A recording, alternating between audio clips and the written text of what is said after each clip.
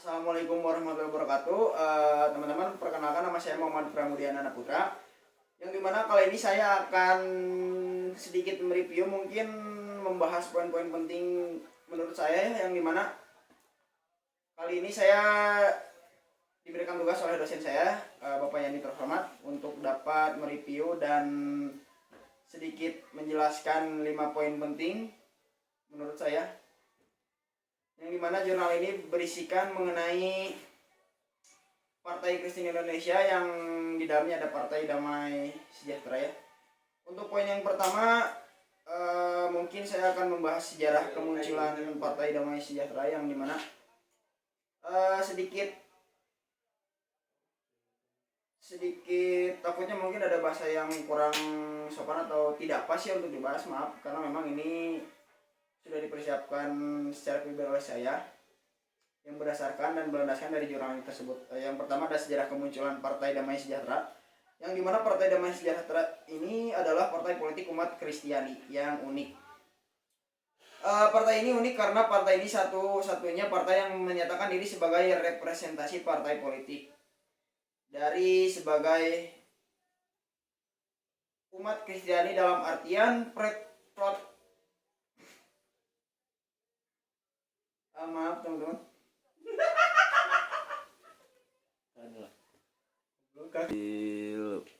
Yang dimana partai ini adalah representasi umat Kristiani dalam artian protes.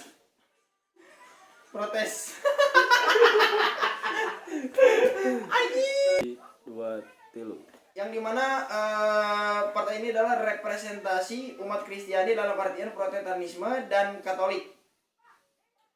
Bukan hanya itu, bahkan partai ini menyatakan keterbukaannya kepada pemilih Muslim dan non-Kristiani untuk menjadikan partai pilihannya jika memang membandingkan dengan partai politik. Umat Kristiani besar yang pernah ada seperti Parkindo yang hanya menyatakan diri sebagai partai umat Protestan dan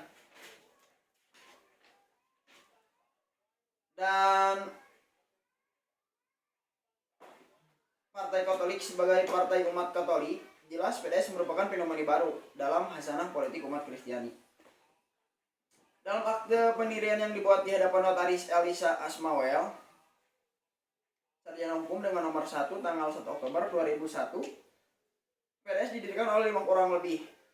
PDS kemudian dideklarasikan di hadapan publik di Jakarta pada hari Minggu tanggal 28 Oktober 2001 dan di hadapan berbagai media. Hari Minggu 28 Oktober 2001 tercatat dalam sejarah bangsa karena memang Indonesia itu berdirinya sebuah partai baru di dalam dinamika umat Kristiani serta konstelasi politik bangsa Indonesia. Jadi di mana partai ini dibentuk untuk berjuang menjadi organisasi peserta pemilu dan perjuangan berikutnya mengantar kadernya untuk dicalonkan sebagai presiden, wakil presiden, dan calon-calon legislatif. Jadi sebenarnya mungkin sama saja dengan partai politik biasanya, hanya saja mungkin membawa agama ya di dalamnya. Tujuannya memang mungkin sama saja seperti partai-partai umumnya, yaitu untuk mengantarkan kadernya seperti yang disebutkan sebagai calon presiden, wakil presiden, dan mungkin calon-calon legislatif pada umumnya ya. Mungkin itu sedikit poin penting yang pertama mengenai sejarah kemunculan Partai Damai Kesejahteraan. Sejarah kemunculan Partai Damai Sejahtera. Yang kedua mungkin saya akan membahas mengenai fungsi partai politik sebagai sarana komunikasi politik, yaitu yang pertama memang ada di sini saya tulis 3 poin ya. Poin pertama dalam poin kedua ini sebagai proses interest aggregation atau penggabungan kepentingan, penyalur aneka pendapat dan aspirasi masyarakat yang beragam, kemudian mengaturnya sedemikian rupa serta menampung dan menggabungkan pendapat dan aspirasi tersebut. Tuntutan dan aspirasi kepentingan masyarakat nantinya disampaikan kepada pemerintah melalui partai politik. Jadi mungkin agar bisa dijadikan sebagai kebijakan publik ya, atau public policy. Jadi seperti biasa mungkin ini dijadikan sebuah penyalur ada pendapat dan aspirasi masyarakat yang beragam ya, yang nantinya bisa dijadikan sebuah kebijakan polis. Lalu poin yang kedua, poin B di dalam poin penting yang kedua ini, sebagai sarana untuk memperbincangkan dan menyebarluaskan rencana dan kebijakan pemerintah atau political socialization, yang dimana mungkin ya bisa dibilang suatu wadah mungkin untuk menyebarluaskan rencana kebijakan pemerintah dan perbincangan-perbincangan yang terjadi di pemerintah ataupun di masyarakat, mungkin dijadikannya wadah agar supaya lancar lah mungkin komunikasi antara pemerintah dan masyarakat. Lalu kemudian diadakannya political socialization. Lalu yang ketiga, digunakan sebagai penghubung dan penerjemah antara pemerintah dan warga negara. Kebijakan negara yang biasanya rumit dengan istilah-istilah teknis politik akan diterjemahkan ke dalam bahasa yang dapat dimengerti oleh masyarakat luas. Nah, mungkin yang ketiga ini adalah sebagai penerjemah atau mungkin menjadi jembatan lah mungkin untuk bahasa-bahasa pemerintah yang mungkin teknis atau mungkin di sini dikatakan agar dapat bisa dimengerti oleh masyarakat. Mungkin karena mungkin ada masyarakat itu ada yang awam politik atau mungkin baru berkecimpung, kita kan tidak tahu.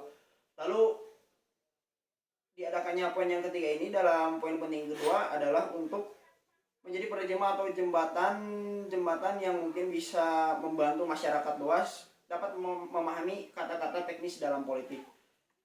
Mungkin itu poin kedua yang penting. Lalu kita pindah ke poin ketiga. Poin ketiga di sini saya akan membahas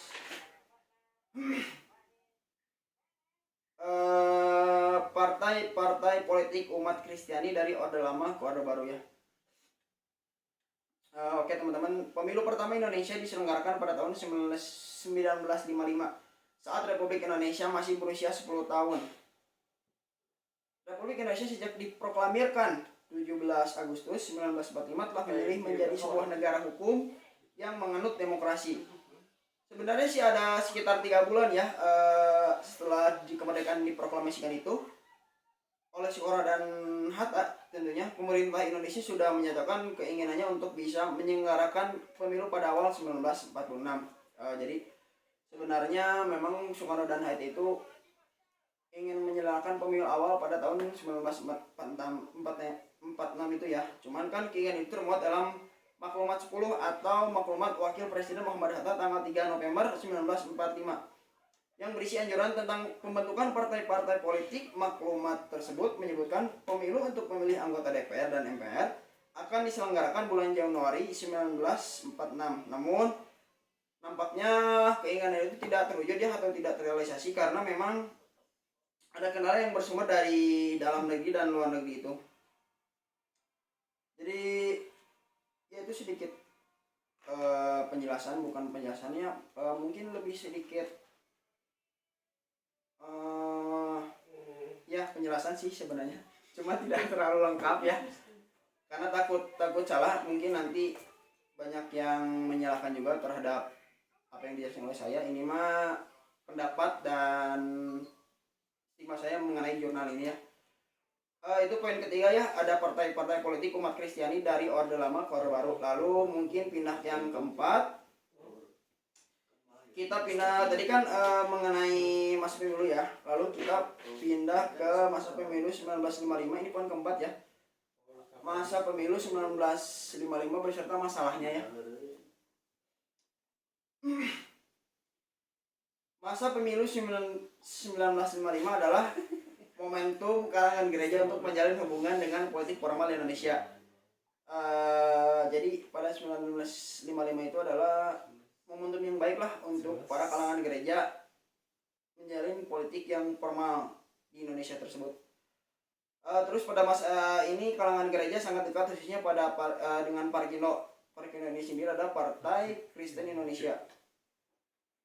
Kalangan gereja yang diwakili oleh Dewan Gereja-Gereja Indonesia atau yang sering kita singkat dengan DGI secara terbuka mendukung Parkindo pada kampanye pemilu 1955. Hubungan ini makin tampak ketika DKI dan Parkindo berhadapan dengan sejumlah peristiwa politik yang sedikit banyak memang berkait juga dengan hubungan antara Kristen dan Islam di negeri ini. Terus juga selain juga momentum 1955 itu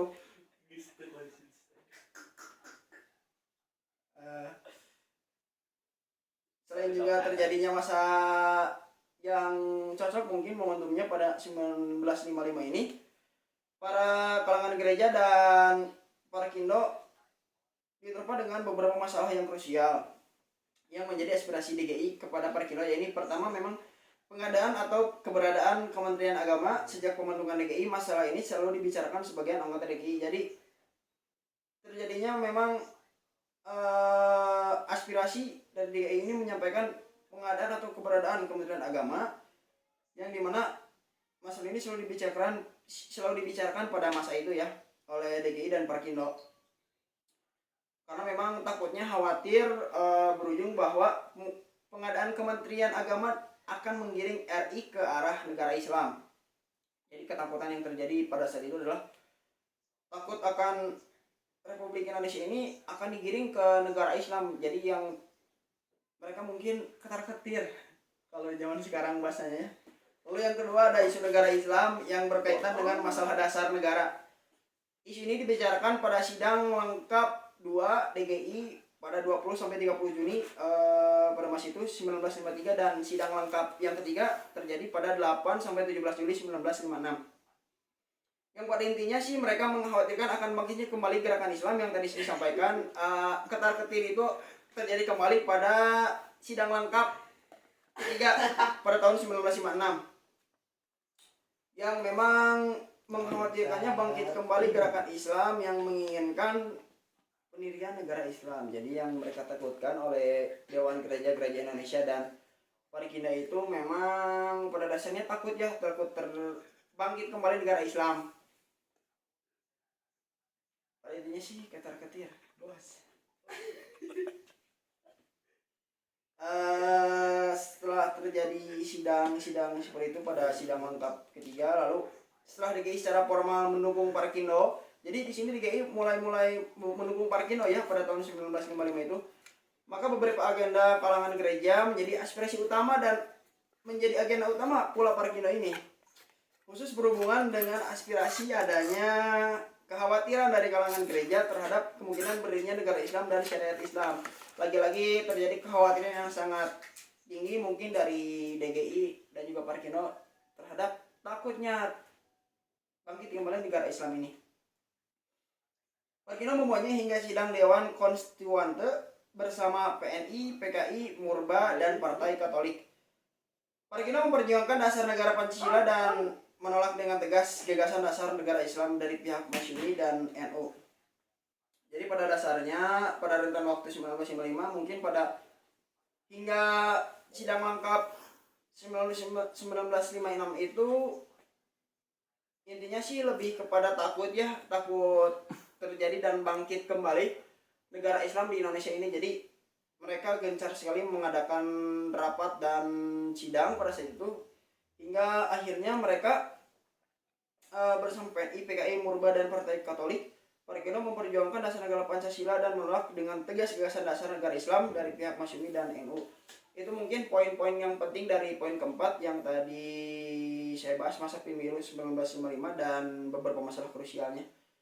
Lalu yang kelima dan terakhir ini saya akan sedikit penjelasan mengenai komunikasi politik PDS di Parlemen Nasional Dewan Perwakilan Rakyat Republik Indonesia. Di sini sebentar teman.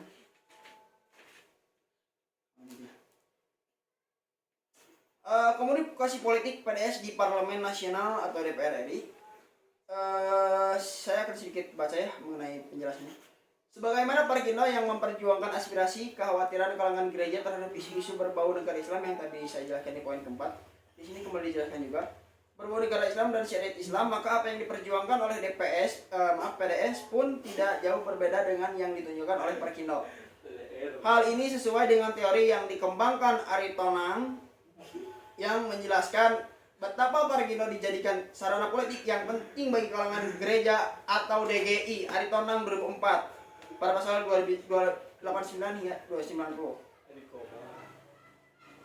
Begitu pula yang terjadi dengan PDS ya dalam menjalankan perannya di dalam politik formal Indonesia. Parlemen, PDS adalah partai politik umat Kristiani yang sangat didukung oleh kekuatan kalangan gereja. Jadi pada saat itu PDS ini bisa dikatakan meminta bantuan atau backing kepada DGI ya, Dewan Gereja-Gereja Indonesia, yang mungkin pada saat itu belum begitu kuat ya untuk bisa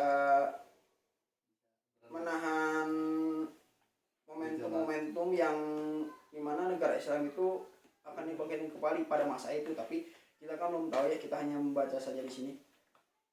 Lalu kekuatan kalangan gereja seperti Persatuan Gereja Indonesia, PGI, Konferensi Wali Indonesia, selain kalangan aktivis Kristen dari elemen mahasiswa dan akademisi di Jakarta Post 26 Januari 2004, jalan dengan agenda Perkindo pada masa Orde Lama. Agenda PDS yang utama adalah terdiri dari 3 hal. Jadi pertama adalah menjaga hak-hak minoritas, lalu yang kedua adalah menjaga pluralisme, dan ketiga menolak ide negara Islam dan syariat Islam. Sebenarnya poin 5 ini tidak jauh beda dengan apa yang disampaikan saya pada poin keempat. Jadi intinya sih lebih kepada ingin menegaskan bahwa dasar negara itu kembali kepada Pancasila, dan memang di sini juga ditegaskan menolak ide negara Islam dan syariat Islam. Lalu peran PDS di sini adalah di parlemen 2004 hingga 2009 memang cukup besar. Namun perannya yang paling menonjol adalah ketika PDS menolak berbagai isu penting di Senayan yang dinilai diskriminatif, merugikan kalangan minoritas, tidak menghormati adanya pluralitas atau kebinekaan dan kebangsaan. Di antaranya adalah penolakan PDS terhadap rancangan undang-undang tentang perbankan syariah, RU surat-surat berharga syariah negara, lalu kemudian ada RU pornografi, RU pengelolaan zakat, dan RU jaminan produk halal. Lalu juga fraksi DPS menyatakan penolakan terhadap RU tentang perbankan syariah, yang dimana dijelaskan di sini. Surat penolakan bernomor A749 fraksi PDS DPR RI nomor 2 2008 ditujukan untuk kedua DPR RI Agung Laksono pada saat itu. Surat penolakan ditandatangani ketua fraksi PDS Carol Daniel Kadang. Jumlah kealasan dikemukakan di balik penolakan itu, diantaranya RUU tersebut memang bertentangan dengan Pancasila dan UUD 45. Bagi mereka adalah pertentangan dengan Pancasila dan UUD 45 dan mengancam NKRI. Bahkan anggota Komisi 11 dari fraksi PDS Retna Rosmanita Situmorang mengadakan fraksinya menolak seluruh draft daftar inventaris masalah atau DIM kedua RUU tersebut. Penolakan dilakukan setelah fraksinya melakukan serangkaian dialog dan pembahasan dengan berbagai stakeholder seluruh Indonesia dan beberapa inti RUU tersebut yang tidak sesuai konsep NKRI yang berdasarkan Pancasila.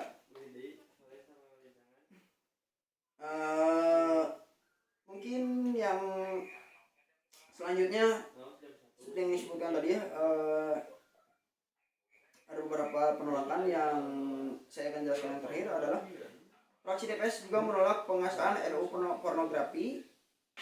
Mungkin tadi saya menyebutkan hyperfobian, tapi saat ini saya akan menjelaskan mengenai data-data yang konkretnya ya. Selain itu fraksi DPS juga PDS, tadi salah saya, DPS PDS menolak pengesahan RUU pornografi bagi PDS. Isi RUU anti pornografi dinilai sangat diskriminatif dan tidak menghormati pluralisme bangsa. Kemudian penolakan RUU anti pornografi ini pun didukung oleh Persatuan Gereja Indonesia dan Konferensi Wali Indonesia. Menurut PGI, RUU anti pornografi ini memang tidak menghormati ekspresi budaya bangsa yang beragam. Sejalan dengan itu, KWI menilai bahwa kontroversi RUU ini mengarah pada perbedaan ideologi dan politik yang tajam dan dikhawatirkan akan memicu terjadinya konflik komunal. Mungkin berikut apa yang sudah saya jelaskan mengenai 5 poin penting mengenai jurnal yang sudah dosen saya berikan. Teman-teman mungkin disclaimer dulu ya, tadi 5 poin yang penting menurut saya. Selebihnya sih mungkin ada yang lebih penting lagi, tapi menurut saya apa yang tadi sudah saya baca dan sudah saya sebutkan itu adalah 5 poin yang terpenting bagi saya. Mungkin sekian yang dapat saya sampaikan. Kurang lebihnya mohon maaf apabila salah kata atau mungkin kata-kata atau data yang salah saya sebutkan. Terima kasih sebelumnya teman-teman sudah meluangkan waktunya untuk dapat menonton hasil review jurnal milik Bapak dosen yang direview oleh saya. Sebelumnya saya ucapkan terima kasih. Saya pamit. Wassalamualaikum warahmatullahi wabarakatuh.